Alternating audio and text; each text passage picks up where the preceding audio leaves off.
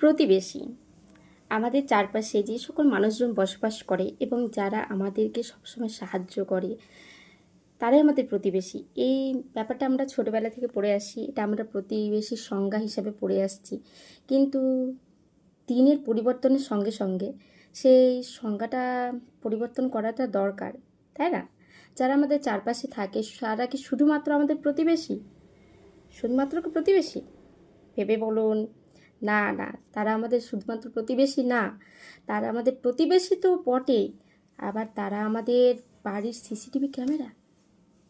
আপনারা বলতেই পারেন কেন বলছি আমি এই কথাটা।